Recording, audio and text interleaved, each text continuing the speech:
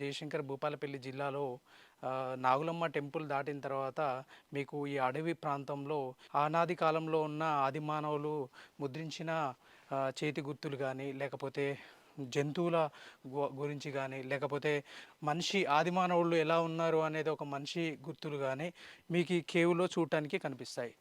ప్రపంచంలో కొన్ని ప్రాంతాల్లో మాత్రమే ఇట్లాంటివి చూడటానికి కనిపిస్తాయి.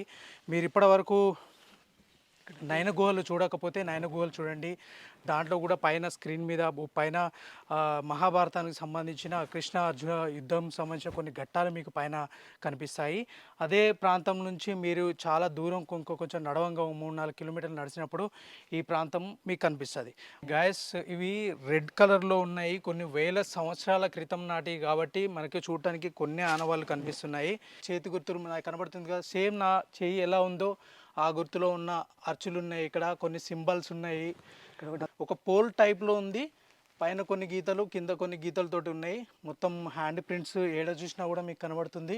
ఒక ఎగ్జాంపుల్ నేను చూడండి, నేను 5.8 నా హైట్, బట్ ఇక్కడ చూసారా ఈ హైట్లో ఉంది అని అంటే ఆ రోజులలో మనిషి అనేవాడు కనీసం 6 ఫీట్ కన్నా పైన వాళ్ళు అయ్యే ఉండాలి. కొంచెం క్లియర్గా చూడండి, ఈ ప్రాంతంలో ఒక ఆది మానవుడు ఉండి బాణాన్ని విల్లు పట్టినట్టుగా ఇలా కనిపిస్తుంది.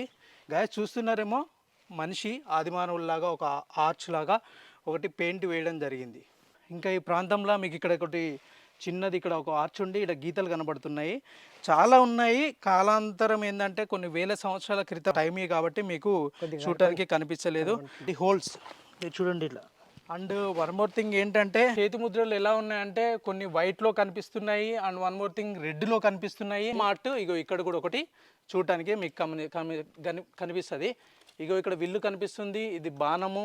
ఒక మనిషి అనేవాడు ఆ విల్లుని ఇట్లా పట్టుకొని గుంజి పట్టుకున్నట్టు మీకు కనిపిస్తుంది. ఇది పూర్తిగా చూపెట్టినా అని అనుకుంటాను. ఇప్పటివరకు మన ఛానల్ని సబ్స్క్రైబ్ చేయకపోతే సబ్స్క్రైబ్ చేసుకోండి.